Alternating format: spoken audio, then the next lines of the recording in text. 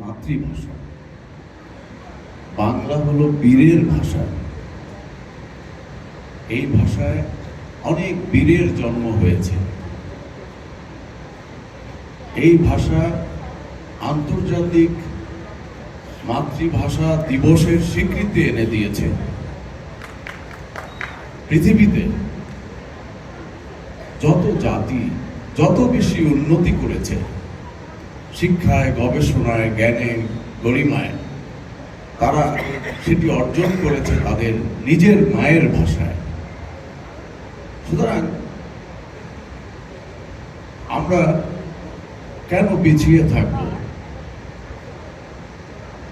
আমরা যদি শিশু থেকে উচ্চ পড়াশোনায়, উচ্চ শ্রেণী পর্যন্ত বাংলার প্রচলন করতে পারি, তাহলে শিক্ষায়, গবেষণায়, জ্ঞানে আমরাও এগিয়ে যেতে পারব। সুতরাং আমাদের পাঠ্যপুস্তকে একেবারে শিশু শ্রেণী থেকে যদি সর্বোচ্চ ডিগ্রি পর্যন্ত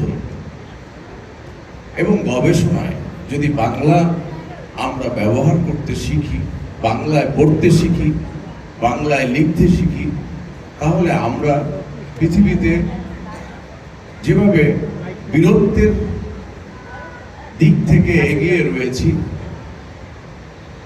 তেমনিভাবে আমরা জ্ঞানে, শিক্ষায়, অগ্রগতিতে, আবিষ্কারে আমরা এগিয়ে থাকতে পারব। 1947 সালে যখন দ্বিজাতি তত্ত্বের ভিত্তিতে দুটি দেশ হলো ভারত এবং পাকিস্তান, তখন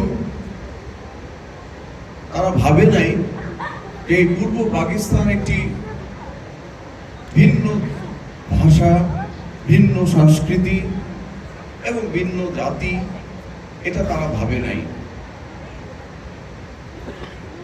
কিন্তু যখন পাকিস্তানিরা উপলব্ধি করলো যে পূর্ব পাকিস্তানকে দাবিয়ে রাখা হয়তো সম্ভব হবে না,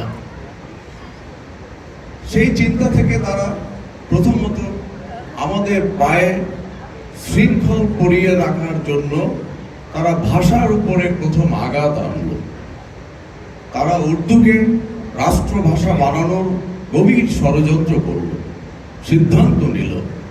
কিন্তু বীরের জাতি, বাঙালি জাতি বসে থাকে নাই, তাদের এই সিদ্ধান্তের বিরুদ্ধে লড়াই করেছে, নিজের মায়ের ভাষার অধিকার প্রতিষ্ঠিত করেছে।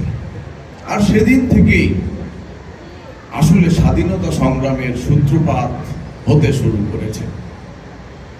সেই 1952 থেকে